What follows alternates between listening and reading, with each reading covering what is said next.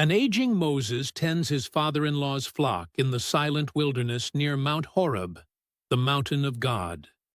Once a prince of Egypt, now a humble shepherd, he has spent years in these quiet hills.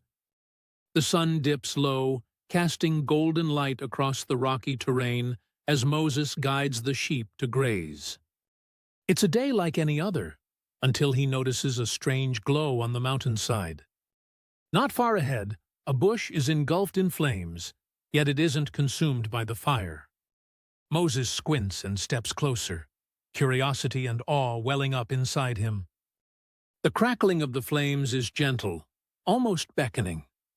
As he nears the blazing bush, suddenly a voice calls his name from the midst of the fire.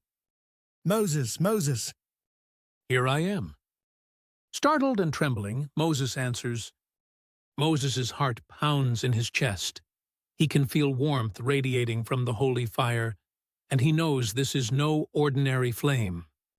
"Do not come any closer. Take off your sandals, for the place where you are standing is holy ground." With shaking hands, Moses slips off his sandals. He realizes he is in the presence of the divine. The ground beneath him, once just desert rock, now feels sacred. Moses bows low and covers his face, afraid to look directly at God. Then God speaks gently to his trembling servant. "I am the God of your father, the God of Abraham, the God of Isaac, and the God of Jacob." At these words, Moses' breath catches in his throat. This is the God of his ancestors, the Holy One he has heard stories of since childhood. Kneeling there barefoot, Moses listens, face hidden in his cloak, as the Lord continues to speak. "I have seen the misery of my people in Egypt. I have heard them crying out because of their oppressors, and I know their suffering. I have come down to rescue them from the hand of the Egyptians and to bring them up out of that land." Each word from God ignites hope in Moses' heart. He thinks of his people, the Hebrew slaves groaning under Pharaoh's whip, and feels the weight of their pain. Tears gather in Moses' eyes as he realizes God has heard their cries after all these years. "Now go, for I am sending you to Pharaoh. You will lead my people, the Israelites, out of Egypt." Moses is stunned. He turns his gaze from the fire back toward the distant horizon, where Egypt lies far beyond the wilderness. He left that land long ago in fear and exile.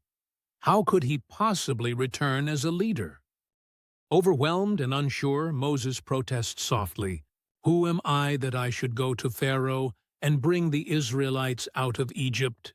In Moses' mind flash images of his past failures and his own weaknesses. He feels unworthy and ill-equipped for such a task. God answers with a promise, the voice from the flames, steady and compassionate. "I will be with you." Those 4 words light a spark of courage within Moses. If the living God is with him, he will not be alone in this mission. Still, Moses hesitates, worrying about how the Israelites will believe him. He asks quietly, "When I go to your people and they ask me, 'What is his name?' what shall I tell them?"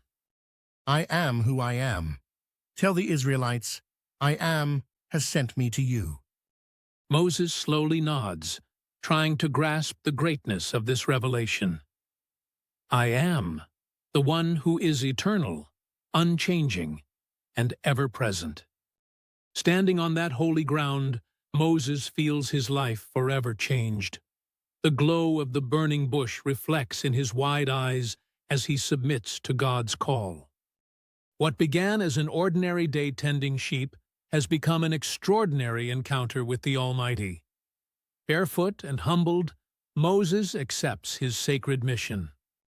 The fire that burns bright but does not consume is a sign that God's power will burn within this mission without faltering. In this divine moment, God has spoken, and Moses, the once uncertain shepherd, is transformed into God's chosen messenger.